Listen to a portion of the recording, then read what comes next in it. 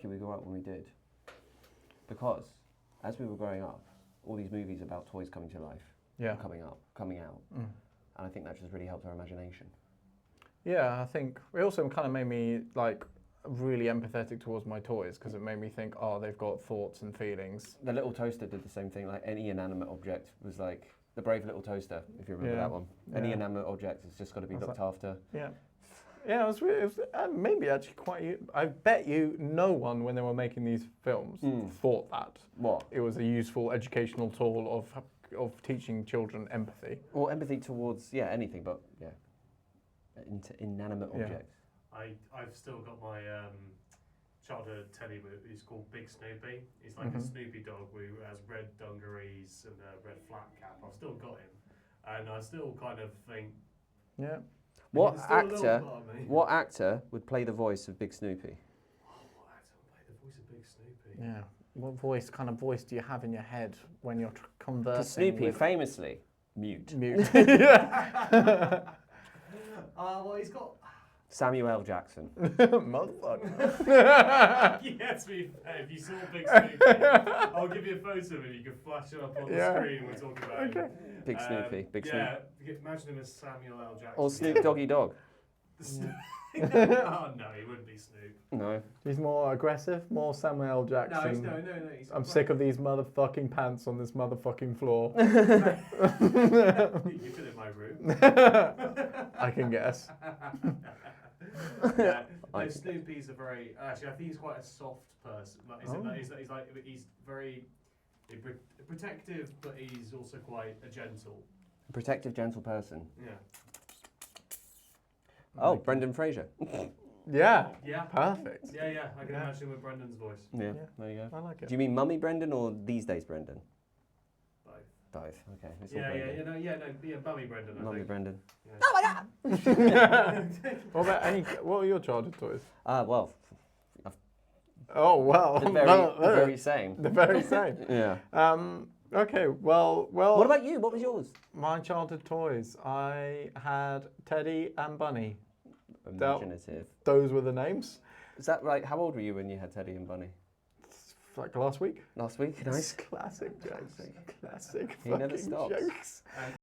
And who would do the voice of Teddy and Bunny?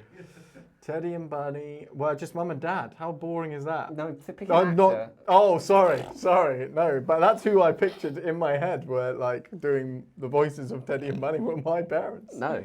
I know. Who would be Teddy? Deep voice, gruff, like Ray Winston. Ray Winston. Yeah, He's a fucking gangster. Yeah. And then Bunny, angry Spanish, like Selma Hayek. Selma Hayek and Ray Winston. Why is she Spanish? Why is Spanish? Don't know. Just like Love it. big butt. Okay. Okay. You didn't see my bunny. No, that's true. You didn't see my bunny. So there you go. That's a fun cold open, isn't it? Yeah. Should we get into the podcast? Let's fucking do it. Woo! The Real Easy Podcast.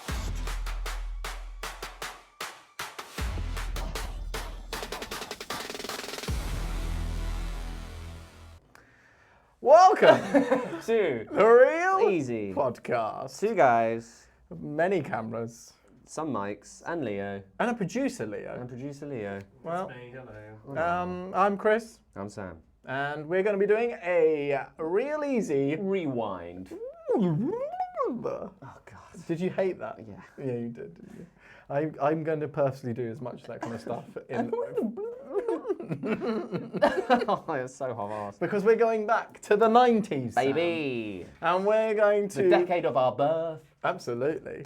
This film came out when we were 6. 7 for me. 7 courses, yes, you're a year older than me. 6 for me, 7 for you. Yeah. 1998. Yeah. The classic of the childhood toy genre. Yes. Not the one you're thinking of. No. Think of this as the... If Toy Story is a butterfly, the movie we're talking about is a moth. Yes. Yes. Yeah. It's darker. It's ruder. Younger brother? Older. Younger. It wouldn't Younger be brother? Yeah, because Toy Story is 95. Yeah. Yeah.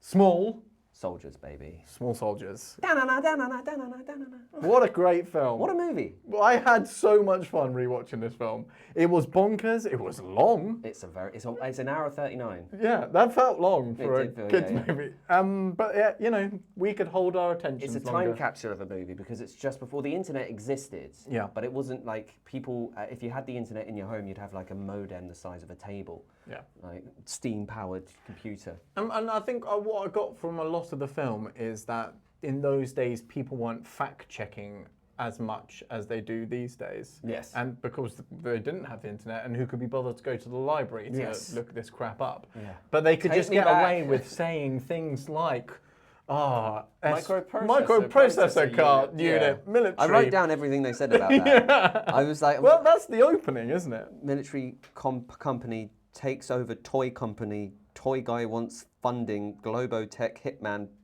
gives them a battery. Anyway, we'll get into all of that in a moment. We're going to get into all of that. But we'll start. Shall we start from the beginning and go down? Yeah, I think so. Chronologically, the movie opens to... What does it open to? It opens to a dialogue about the company, Globotech. Yes, Globotech, which is this conglomerate company which is it's to do with homeland security. Yes. I remember when I first watched this movie as a child. You do? Because I don't. I do. I watched Okay. it a lot. Yeah, me too. I remember those bits, but that specific opening, and yet somehow I still watch the movie. That would not really? exist in a kids' movie today. Well, that's the thing. A very technically complicated opening. It wasn't even, I would say, Also, I think exposition. you've got to just... remember that in 1998 there was no such thing as having to get you. No. It's not like you're gonna. No, you're here now. You're here now. Watch the movie. You're not streaming. No. You can't just watch something else.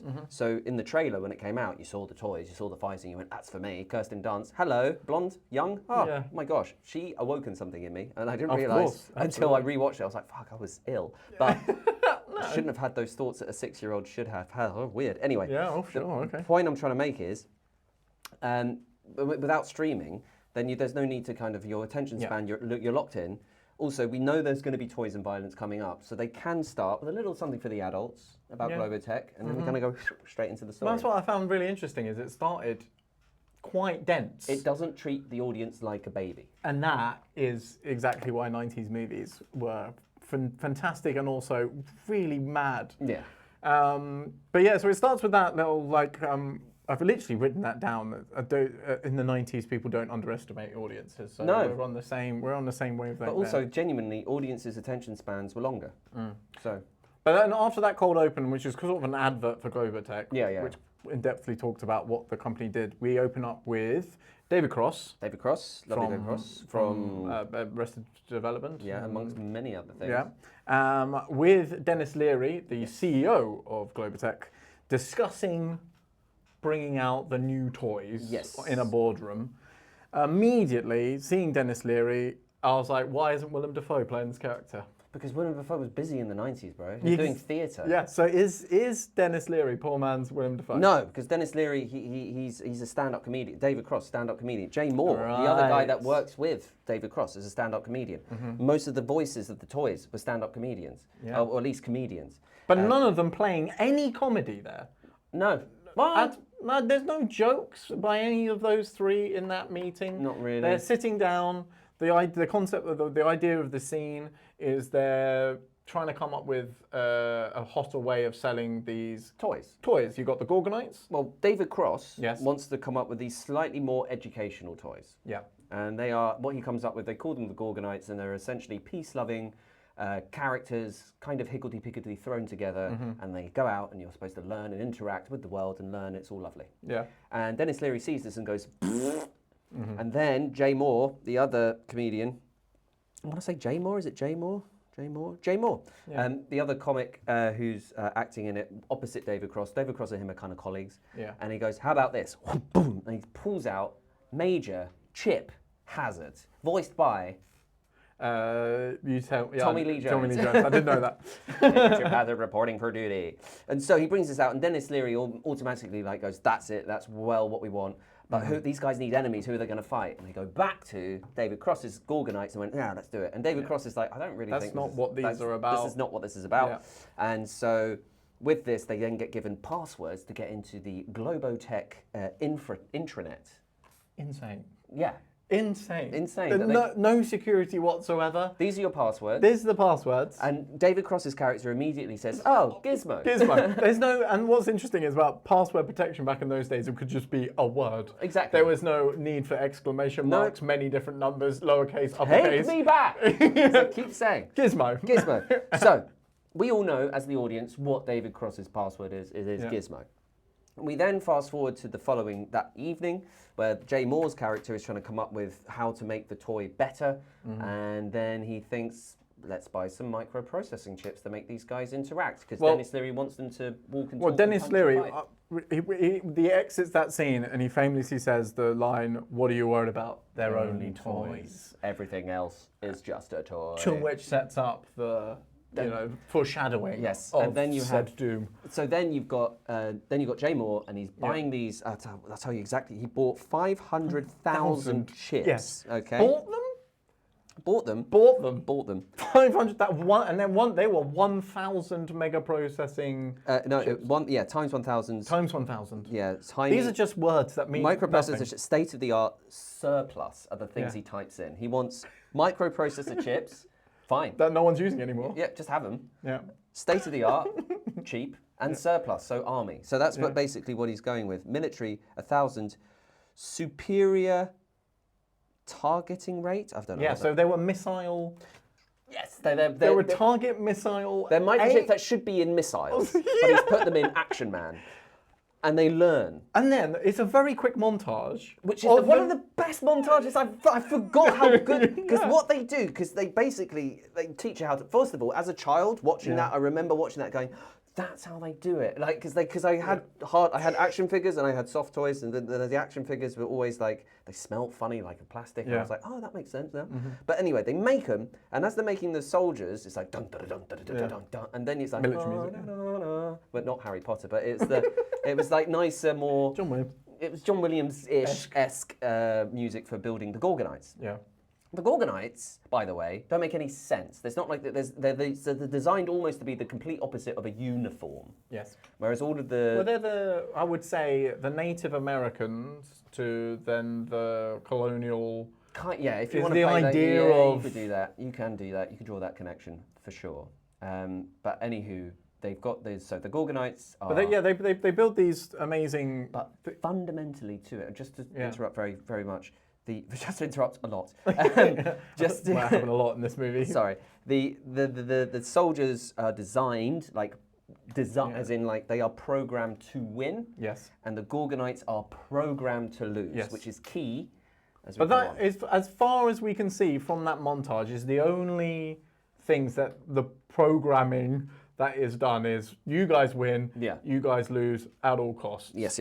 And we later then find out much further down that it's AI, so it's a continuing learning process. But it went from the building to boxing into delivery. No testing stage. No.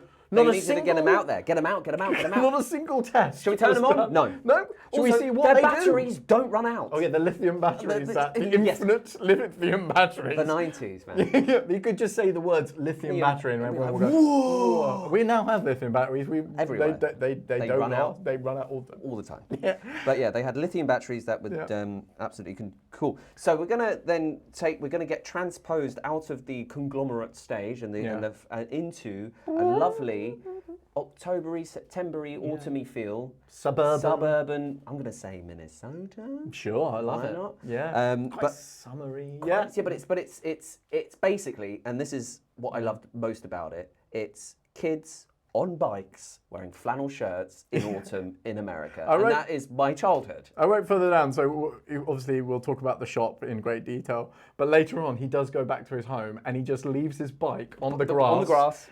Just walks in. And then walks in, and the door closes, and in my head I was like, well, that might gone. Yeah, but it isn't, because we live in a perfect suburban paradise where nothing goes wrong. But anyway, Alan Abernathy. Alan Abernathy, played by...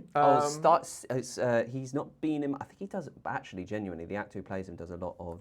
Gregory Smith. He does a lot of voice stuff. Does a lot of voice stuff and theatre, I think. Yeah, but on his IMDb profile, if you bring it up, just click on him, doesn't he look like, bearing in mind Kirsten Dunst is in this movie, doesn't he look like Tobey Maguire?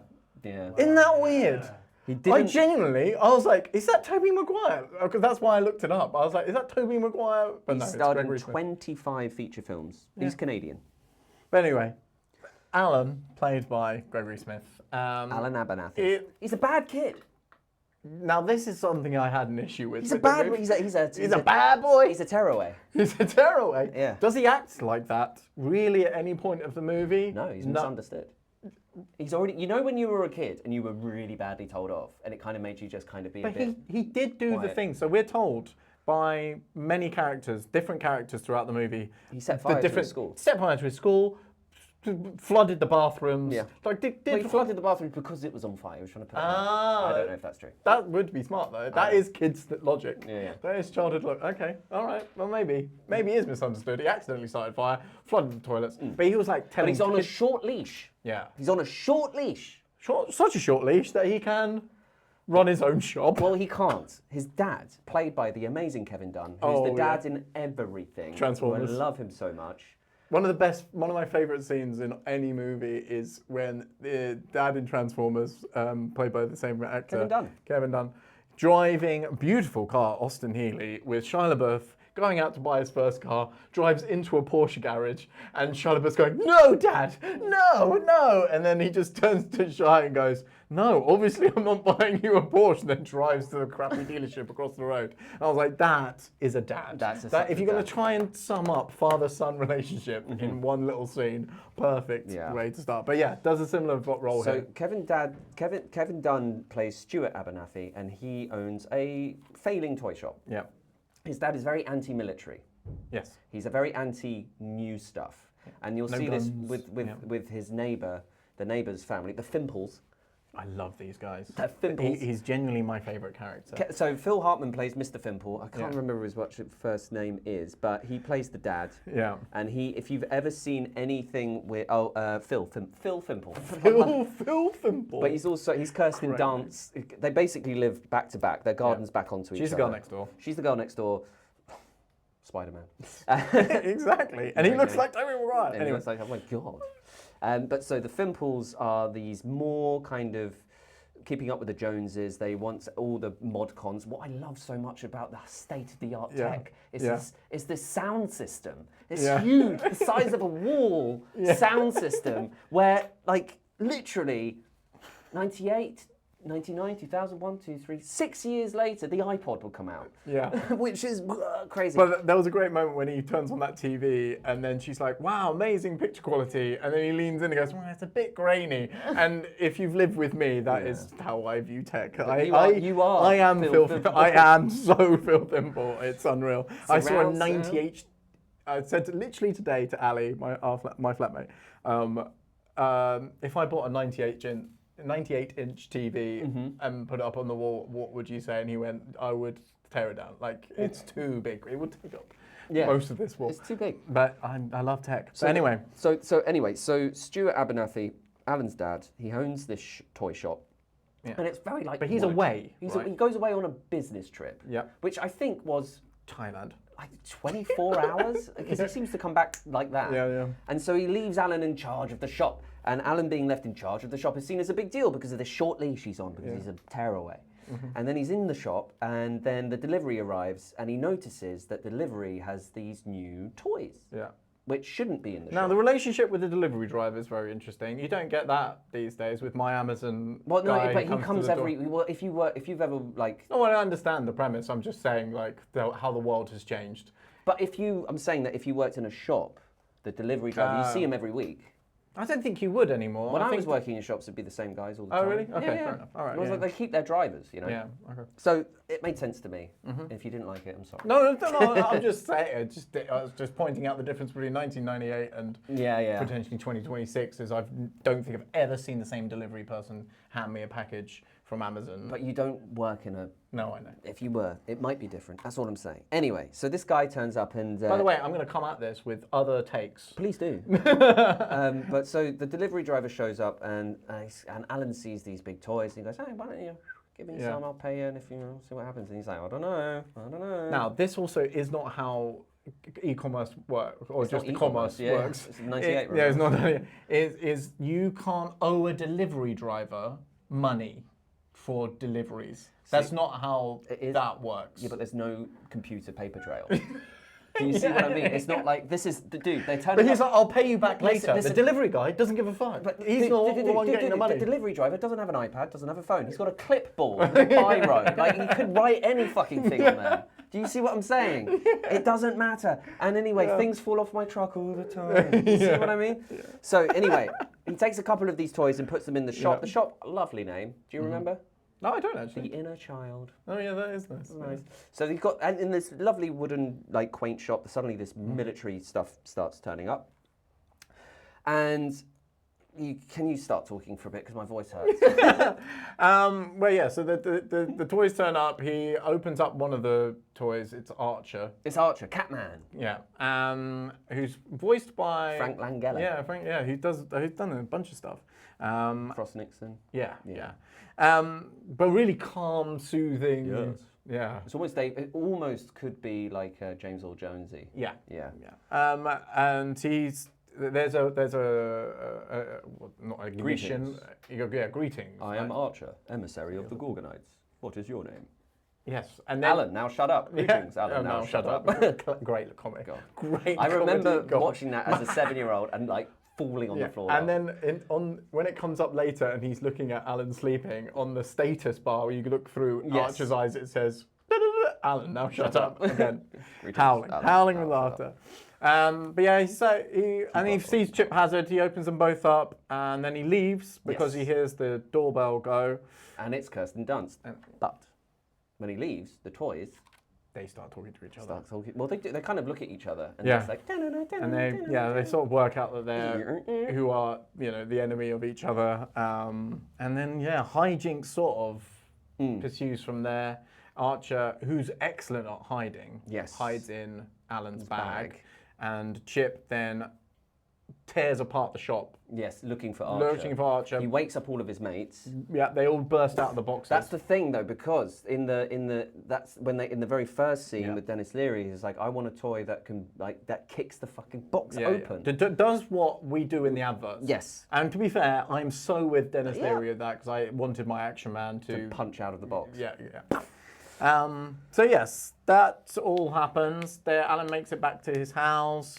We meet the neighbour. No problemo is what I've got written down here in those notes. He's definitely a Ned Flanders type. Yes. Even though he's a Troy McClure in The Simpsons. Literally a Troy McClure. Our dad, the lead character's dad, Kevin Dunst. Stewart calls his house the Cancer Dome, which really puts into perspective that he hates tech and that Phil obviously loves tech.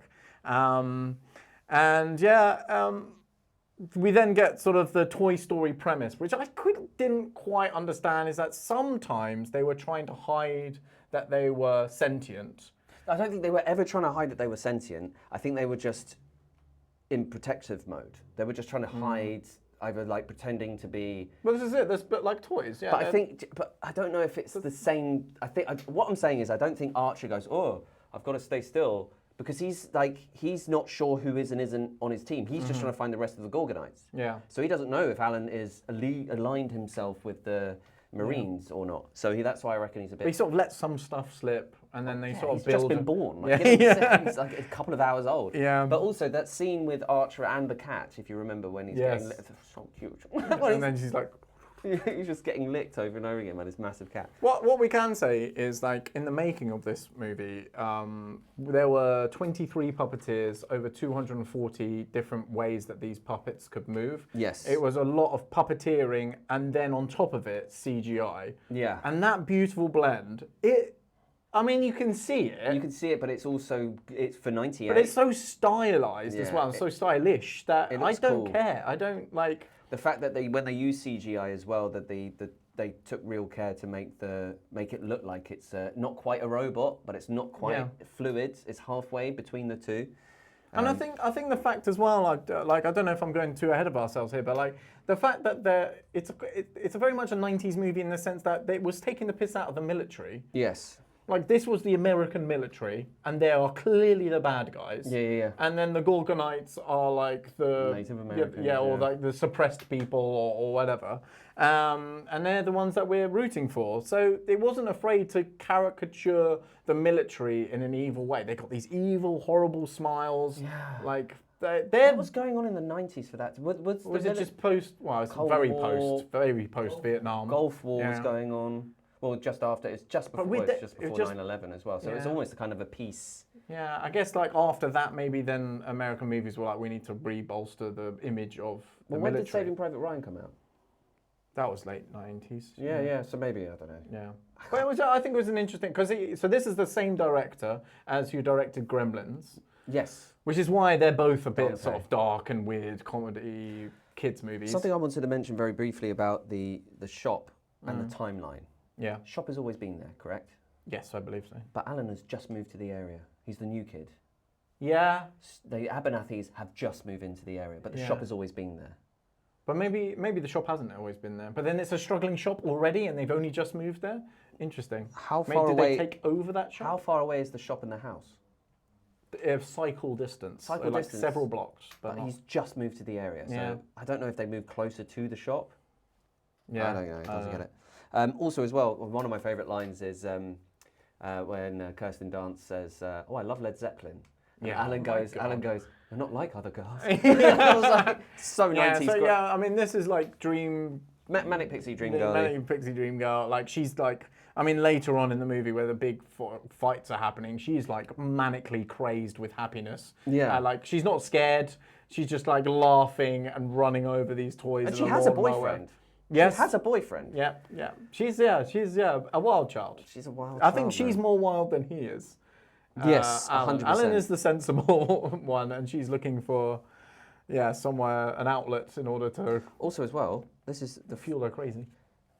Led Zeppelin Yes. plays Communication Breakdown in I the was movie. going to say So this. it's not the first movie. School of Rock. School of Rock is been lying, but then Yeah. again, is School of Rock the first time they had immigrant song Yeah. in a movie? Potentially, but also it's not really in the movie either. She's listening to it in the background while Yes. they're on the phone. Yes. I mean, obviously you're going to have rights and stuff, but it's not foreground. No, it's not Like- diegetic. Yeah. Yeah. I get what you're saying. So yeah, I noticed exactly the same thing. I was going to bring it up, but yes, that's Also, it's right. So basically, throughout this, there's lots of toing and froing with Yeah. the soldiers, and then there's fights between the kids and the soldiers, and Kirsten Dunst's character she doesn't have Barbie dolls. yes. She has Gwendy dolls, which is a way of getting around copyright, I guess. Well, I think Wendy dolls were a real thing. potentially. Yeah. I don't know.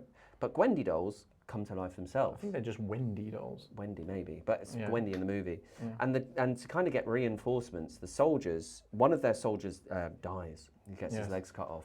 So he dies, even though previously another soldier gets demolished and they Yes. just put him back together again. Yeah. So one of them dies, and so bring me the head of Nick Nitro. And he goes and gets the head, takes off the skin, scary, takes out the Oh, it's dark, this film. microprocessing brain, Yeah. sticks it on what I think is like wire mesh, and they connect it to electrodes that go, and Yeah. it goes into the Gwendy dolls. For some reason, all of their hair falls out. And then they become sentient. They become sentient, voiced by Sarah Michelle Gellar and Christina Ricci. Yeah. Now, the thing I don't get is they jump on everyone, Yeah. and they're like, "Oh, I can't get up." Are you fucking kidding me? Yeah. They're just no, toys. They're just toys. Yeah. I'm being pulled down. No, you're The not. whole film, you could just kick a lot of what happens. I had to suspend my belief a lot of the time when you just like, they're running away, just kick it, man. It's just a small toy, just kick it as hard as you can. Yeah, Um, there was that. But then again, There were some awesome like contraptions that were like, this is what sparked your imagination as a child, is like building like the toaster that had fired CDs, flamed CDs. yeah, firing CDs. And the chopper that Yeah. with the missiles. And the fact that all the remote control cars linked up. very Transformers-esque. When she was trying to get away in her little mopedy bike Yes. thing that apparently did nothing faster than 10 miles an hour. Yeah. But yeah, a lot of fun. Back to the shop very quickly. Yeah. He broke the shop is trashed by the By the major chip hazard. the dad comes back, sees that No, they've managed to fix the shop up. You're talking about Led Zeppelin. They have this lovely moment but contrived moment where they're building a relationship, Alan and Kirsten, and then he comes back and he notices the mast is a little off. Yeah. He snaps that mast. Yep. The Foley used is Yeah. and he's like, Oh, what have what you the done? hell? Oh my God. Dude, what the hell? Dude, you broke your own boat. And then he goes back. Yeah. And he realizes all the tools are missing, and then we're like, oh gosh. Yes. They're starting to build contraptions and things to help hunt down these Gorgonites. Also for the nostalgia as well, is like Alan is a pre-teen, young teen. Yeah, I think mid-teen? about 14. 15, I think 15? Yeah. And he's got one of those. First of all, it's all the houses are massive because it's suburban America, and he's got one of those really cool bedrooms that American. Well, kids. that is upstairs. It's upstairs. It's got a pillar in the middle of it. It's got its own stairs. It's got his own stairs up to his separate mezzanine, and he's got a computer. And when he's on, he's trying to do homework or something. Yeah. And when he's doing that, Archer comes awake and he starts walking over to the mouse because he needs a mouse because it's the 90s. And he puts his little foot on the curtain. It clicks through lots of pictures on Wikipedia. Oh, yeah, and that's all the world's information. And he's just absorbing all of this, and then he ends up calling Alan Keeper of Encarta. It's just so nice. The quotes were so good. Like one of my favourite quotes in the whole thing was Chip Hazard near towards the end of the movie, where he's like, "We have met the enemy, and he is you." Chip Hazard definitely. So we've been talking about Avatar. That is the inspiration. Like Chip Hazard is the inspiration for that blue guy. He's now blue. I can't remember his name. Blue, but it's like exactly the same kind of character. And mental health was interesting. So they were very worried. The parents were very worried about Alan. Alan, are you on drugs? Are you on crank? Crank? Crank? What? No, Mum, I'm not on crank. And then there's a small tie-in as well. So how we know there's like the same director as Gremlins. Did you notice the Mogwai in the dumpster? So he's going through the dumpster and he finds the rest of the Gorgonites. Alan does, and there's little Mogwai who then turn, if you feed them at midnight and give them water, they all turn into the Gremlins. But yeah, it was a cute little. I was like, that's a nice little nod to his previous movie. And it was like Small Soldiers came out like 12 years after Gremlins. Yeah, I think 86. It's 86? And now 98. Yeah, so. Yeah, wow. Yeah, 12. Something like that. But yeah, what I found, but then we go back to, so after all that craziness happens, we go back to David Cross. He turns up. And they turn up, and then we find out that this is AI, it's learning, and US military has invented AI, and then they scrap it. Because it's not good enough. An EMP can take it out. Yeah, like, well, that was the thing I didn't get. Too expensive. All you need to do you've invented is AI. turn on everything in their house, and they all die. What? Yeah. What do you mean? What do you mean? What did they shoot? They just fire. They just use the word Transformers many times because the. Yes. Well, that's what I don't know what we call Transformers. I think it's Transformers. Do we call them Transformers as well? But that's where Phil Hartman comes in. And he's got some great lines as well. Yeah, very disturbing Barbies is what I've got written here. It's what else is on when so she gets kidnapped. Yes, Zaniac, the toy. Zaniac. What else is on? That was my favourite quote. I laughed out loud. Is that this horrible? She does this a hostage video. It's a hostage video. And she's being like held up.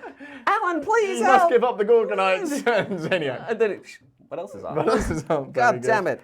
All the vehicles in it that they build explode like movie vehicles explode. So like tiny little machines just have big explosions. I enjoyed that. I thought that was very funny. I always thought as well, I remember vividly like the scene when Kirsten Dunst is, before she does the ransom video, and she's got like stuff in her mouth. Yeah. And I remember just having such a visceral reaction to that when I was a kid. Like be lying on the floor and then like this Barbie's like, get it out of my mouth. What the hell are you doing? And it's like just standing over you and like trying to hurt you. Yeah. I was just like, just fuck off. Yeah. Weird. And at the end of the movie as well, obviously, Good guys win. All kind of gets very nice ending. Very nice ending. Very nice ending. They literally sail off into the sunset. Everyone gets a check. I love the woman Everyone with gets the paid off. That's something else. Yeah, I was like, this is so 90s. There is no need. We're not making a sequel. Everyone's gonna go to bed. Everyone's getting paid. We're just gonna give. Literally, Dennis Leary goes da da da da. No, he's got a woman next to him who's got a little machine. I've literally got a little check printer. It's the guillotine. And then, like Phil Hartman's like, I don't know, it's kind of my house got this shiny. That is perfect, thank you. He just just like leaves. that joke many times in a row. Yeah. And then there was a very awkward moment. Are they, and this is 90s as well, I don't think they do this now, but they look too young to be snogging that hard. Well, They make out hard. right, let's do some research. Kirsten Dunst. I think he's got to be 14. Let's find out the actor's And age. they were macking on each other. They do mac, but that's, but Like, that's, I that's- got but quite that's the thing. uncomfortable. You've got to remember. And the movies kept cutting back to it as well. I was like, we're not leaving this? Okay. Well, this is what the kids wanted to see, you know. They want to see all this stuff. But I feel like it happened in a few movies. I think it happens in Jumanji as well. I Yeah. think there's a lot of kid macking. Isn't that Kirsten Dunst as well? Please stop saying macking. Yes, it is. Would you prefer snogging? Yeah, I think it just macking just sounds. Macking I out. could hear the Yeah. of the Well, kiss. that's how I felt when I was watching it. It looked very uncomfortable. Gregory Smith. So Kirsten Dunst was born in '82. Sorry, Kirsten. Kirsten Dunst was born in 82. This came in, so she was 90. 16. And he was. Well, if it came out in 98, though, they would have filmed it Oh, yeah. a year or two before. Right? Yeah, absolutely. You're So- right. 15, 14. And he was born in '83. So he's a year younger. So they were both 14, 15 years old. That's bizarre. I don't think a movie And would they get were- made today where 14. That's what I'm saying. Yes, that's strange. I don't like that. And I really didn't like watching it. And I was like, we're still on this shot. Okay. But yeah, that's the last note I I've got made. another one for you. Yeah. Casper the Friendly Ghost. Christina Ricci, yeah. With the ghost. And the- when Casper Yeah. turns into, Yeah. how old are they? Oh, I don't know, but I feel Young. like they're young. Young. I feel like they were young. I just wonder. Kids macking out. Again in the 90s. I've said it again. I like Kids saying. macking out in the 90s. We could actually definitely make something about that. Like top 5 movies, kids kissing. Let's not do that. Timestamping that. Thank you, sir. It's just, yeah, I think as well, it's before, she's 45, Christina Ricci now. So, I don't know when that is, 80, 70, 80, she was born in 80, Christina Ricci. When did Casper come out? 96? So she was 15 when she made that.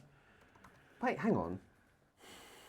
Kirsten Dunst is only 2 years younger than Christina Ricci. Yeah. Yeah. Crazy. Yeah. In the 80s. 95 is when Casper came out. So she was 15. 14. 15, 14. 14 when she was filming it.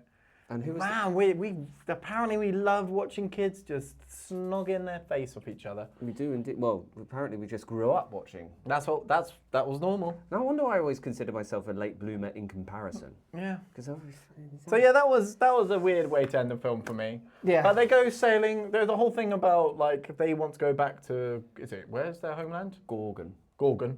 Yeah. They just find a forest. They find a forest. And they can live. So those lithium batteries Last forever. forever. So they're still there now. Yeah. Living out their best lives. Not at all like super mouldy. intelligent race Yeah, because they're by now. learning and learning and learning and learning, Yeah, yeah. and they're just in the wilderness. Awesome stuff. Awesome stuff, man. Great movie though. Yeah. Lot of fun. It was a great film. Highly I recommend. genuinely that as think a it's one rewatch. of like because you kind of look at the movies you grew up watching with rose-tinted glasses. Yeah. Genuinely though, I hadn't seen that movie in so long, decades, God, I haven't. and I was like, this is one of the best toy movies I've ever seen. Yeah, 100%. I couldn't believe how good that animation to then puppetry Yeah. was, and I think it was a time before you could cheat. I was watching a documentary or an interview about what was it about? There was a movie that was made that was just on the cusp of new animation. I think it's one of the Harry Potters, like Azkaban or something, Oh, really? where they didn't know enough about the technology to trust to cut corners. Right. So they had to process every single frame Yes. as it was, rather than just like skipping over frames or Yes, anything yes, like yes, that. yes. And yeah, I feel like that love, care, and attention was put into this movie. Yeah. And the thing is like people are so impatient, so they want, oh, we've got to release it now. Then they always. Sorry, it was Pirates of the Caribbean. Oh, fair. It was Pirates of the Caribbean, the second one, is that they just couldn't cheat or cut corners. So is this with Davy Jones? With Davy Jones. That makes sense why that still hold up to this day. Yeah, because it's surely just then that finite detail that they went into to create those. That's just the work you have to do then. Right. And Well, they won't do it. Yeah. And that's why they want AI to do it, and then it always makes it cute. Yeah. Oh well. But like, what a great film. Glad that was a rewatch. A great suggestion from you, actually. No worries. As our first real easy rewind. What, are we going to do another one? We are going to do this. I think every other week, every other week, every other couple of weeks. I think at the end of the. Shall we do? When are we going to do the next one? What's the? Well, we'll announce it. So next week we'll announce. So we're going to have a normal scheduled podcast with up-to-date movie reviews, and then at the end of that, we will then say which movie we're going to review in the following week. Are you going to choose the next one? I could choose the next one. That would make sense if all three of us. Yeah, and then Leo, you can choose the one after that, and we'll have some fun going down memory lane. We'll give this a go for a while. If you guys are enjoying it, we'll keep going. Yeah. If you guys want the old style of the podcast back, I like the obscure ones that you. Yeah. I think I remember watching that once. Yeah.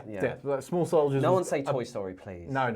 Well, yeah. And actually, further down the line, if everyone wants to comment below, give suggestions on what we can watch, then we'll happily give that a go too. Nice. But should we play to finish off a little bit of Framed to end the pod? Let's do it. Alrighty. Leo, help us out here. So we have got a... Zoom it out, zoom it in. Oh my God, if this is Small Soldiers. It's not Small Soldiers. So we have got a city.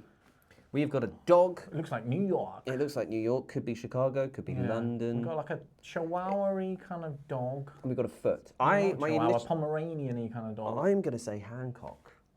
Really? I think it's a different time. I think judging by the frame, you can't tell what time. And Hancock came out longer ago than you think. Old bins. Those bins just exist in New York. Though. Yeah. They exist on movie sets. This is just movie bins. I think Hancock's not bad. Oh, I like it. Okay. If this is Hancock, you absolutely smashed it up. There it is at the bottom. Oh, yeah. It's interesting that was your first. Not Hancock. Not Hancock. You know what I'm going to do? Next time we play this game. Baseball. Is it baseball? Is it hockey? Oh, no, it's not baseball. It's 5. Well, it could be. Period. It's not. It's America. It's American sport. Period 1. 8 minutes. Because you got quarters in basketball. Period. Quarters. Because you'd have innings if it was baseball. Oh man. I think it's definitely. I feel like it's inconsequential to the movie in the fact that actually something else, like in Men in Black, when the space. Men in Black.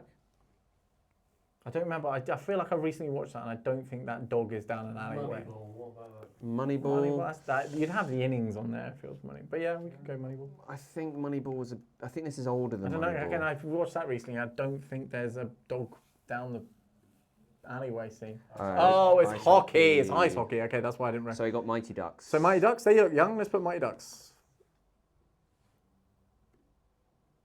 Too obvious? You got it. Yeah! That was easy, man. That was very easy. That was a good one. Miracle, Slapshot, Dead Poets Society, Monkey Bone. Yeah, all fair. I'm going to start playing this on my phone and getting it right immediately, and then bring it in and just be like, oh, I don't know, it could be this, and just getting it right each time. That's really sad, and that really upset me. But that was fun. That was easy. That was easy. You're getting better. Is that the poster one? I've never done the poster one, so should we see what the poster one's about? Poster challenge. So it's a blurry poster. Okay. And each guess, it gets less blurry. Oh, is that right? Yeah. And has it got the black bar at the top and then it's got the whole poster. It's got the title, it's got the picture, it's got starring, it's got all of it. Okay, so we're looking at I'm thinking just off the top of my head. I don't know where to type in the guesses. Oh. I don't know where to type in the guesses. Do you have to watch? Here we go. So, we've got one clue, 1999. Okay, I'm thinking, with that cover, being John Malkovich. Ooh! Yeah? Leo, lots of different thoughts? Lots of different faces, dark background, everyone's looking up. Top one. Have I got this in one? Yes. Oh! Boom! All right. Oh, we both did very well there. What about title shot challenge? Oh, is there another one as Yeah, well? so there's the title shot is literally like when you're watching the movie when the title comes on. Oh. It's the same. It's blurry. And then Okay. 2018. Let's see if we can get 3 for 3. 2018 is your clue. 2018. My first initial thing is like. Title. Did any of the movies God? Because my instinct is like. Are we looking at a Is whole? it a Hunger Games one? I'm saying 2018 though. I don't know if Hunger Games was around then. I was thinking like 50 Shades or something along those lines because it's dark and red. Could be Spider-Man Into the Spider-Verse or Into the Spider-Verse, the beginning one. I can't remember. We've got red. We could be Venom. I actually don't hate Leo's shout of Hunger Games. Okay. 2018. But I don't think it was No, out that's before way then. earlier. Yeah, it's way earlier. I'm pretty sure it was. Am I wrong? What did you say about Spider-Man and Spider-Verse? You said something else. Venom. No, one before that. 50 Shades. Yeah, I think, 2018, 50 Shades. No, was it before then? Shades was way earlier. Yeah, it's way earlier than 2018. Spider-Man into Spider-Verse. Is it Phone Booth? No, that was Not Phone Booth, that's phone. 2002. The Black Phone. the Black Phone. Do you know that one with Ethan Hawke? I feel like that had like a weird red. The Black Hole. It's not No, there. no. Or is it just Black Phone? Is it Black Phone? Is that a film? Am I making that up? No. Yes. No. Dark Phone? But anyway, Yeah. okay, let's just put Spider-Man into Spider-Verse then. Just put something in. That was around about that Across time. the Spider-Verse. Into. It wasn't across the Spider-Verse. Into was around that 2018, yeah. Oh my God! What are we? I'm going to go do the one lottery. go. One go. So that's 2 in one go. And the first one we got in 3. Holy shit balls. Spider-Man: A New Universe. Okay, fine. Yeah. Insane. That was amazing. Guys, I think we get it. I think we have to end on a high, haven't we? we're definitely going to end on that high. Yeah. Please like and subscribe. And thank you for watching the Real Easy podcast. Seamless. Like and subscribe for more Real Easy.